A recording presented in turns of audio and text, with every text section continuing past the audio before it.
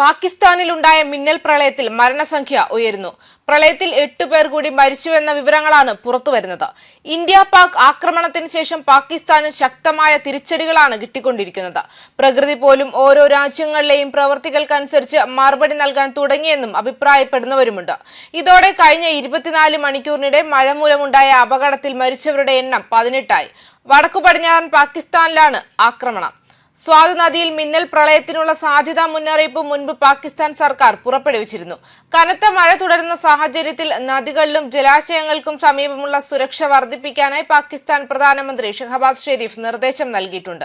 മാത്രമല്ല, പാകിസ്ഥാനിൽ ഇന്ത്യ വിരുദ്ധ ഭീകര സംഘടനകളുടെ തലവന്മാർ അജ്ഞാതരുടെ വെടിയേറ്റ് മരിക്കുന്നു എന്നുള്ളൊരു സംഭവവും പുറത്തു വരുന്നുണ്ട്. നിരവധി തീവ്രവാദ നേതാക്കന്മാരാണ് ഇത്തരത്തിൽ പാകിസ്ഥാനിൽ വെടിയേറ്റ് കൊല്ലപ്പെട്ടിരിക്കുന്നത്.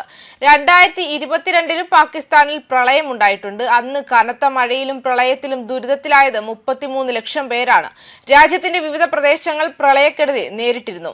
ഔദ്യോഗിക കണക്കനുസരിച്ച് 982 പേർക്ക് ജീവഹാനി സംഭവിച്ചു.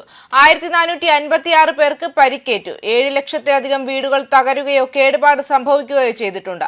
3000 കിലോമീറ്ററിലധികം റോഡുകളും 180 പാലങ്ങളും തകർന്നു. അപ്രതീക്ഷിതമായുണ്ടായ മിന്നൽ പ്രളയത്തിൽ രാജ്യത്തിന്റെ പകുതിയിലധികം ഭാഗം വെള്ളത്തിനടിയിലാണെന്നും ലക്ഷക്കണക്കിന് ആളുകൾ ഭവനരഹിതരാണെന്നും പാക് മാധ്യമമായ ഡോൺ റിപ്പോർട്ട് ചെയ്തിരുന്നു.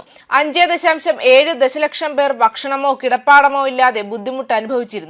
ബലൂചിസ്ഥാൻ, സിന്ധ്, ഖൈബർ പഖ്തൂൺഖ പ്രവിശ്യകളിൽ തുടർച്ചയായ മഴയും കെടുതിയും തുടർന്നുകൊണ്ടിരിക്കുന്ന സമയത്തായിരുന്നു ഈ ഒരു സാഹചര്യം.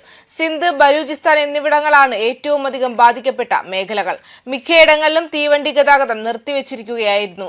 പല വിമാന സർവീസുകളും റദ്ദാക്കിയിരുന്നു. പ്രളയവും തുടർച്ചയായ മഴയും മൂലം വിതരണക്കുഴലുകൾ ഒലിച്ചുപോയതിനെ തുടർന്ന് രാജ്യത്തിന്റെ പല ഭാഗങ്ങളിലും പാചകവാതക ക്ഷാമം അനുഭവപ്പെട്ടിട്ടുണ്ടായിരുന്നു.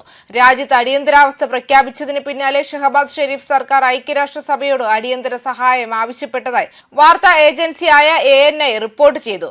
UN central emergency response fund $3 ദശലക്ഷം അനുവദിക്കുകയും ചെയ്തിരുന്നു.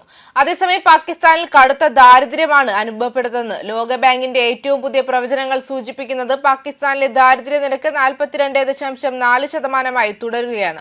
2024-25 1.9 ദശലക്ഷം അധിക ആളുകൾ ദാരിദ്ര്യത്തിലേക്ക് വീഴുമെന്ന് കണക്കാക്കപ്പെടുന്നു. കഴിഞ്ഞ വർഷത്തെ അപേക്ഷിച്ച് ഫലത്തിലും മാറ്റമില്ല. രാജ്യത്തിന്റെ 2.6% സാമ്പത്തിക വളർച്ച ദാരിദ്ര്യത കുറയ്ക്കാൻ പര്യാപ്തമല്ല എന്നും കണക്കാക്കപ്പെടുന്നു. ജനസംഖ്യ പ്രതിവർഷം ഏകദേശം 2% വർദ്ധിച്ചുകൊണ്ടിരിക്കുമ്പോൾ ഈ വർഷം 1.9 ദശലക്ഷം ആളുകൾ കൂടി ദാരിദ്ര്യത്തിലേക്ക് വീഴുന്നുവെന്നും റിപ്പോർട്ടിൽ പറയുന്നുണ്ട്.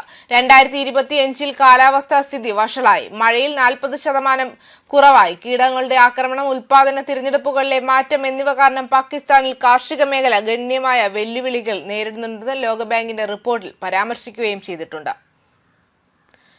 ന്യൂസ് ഡെസ്ക് കർമ്മ ന്യൂസ്.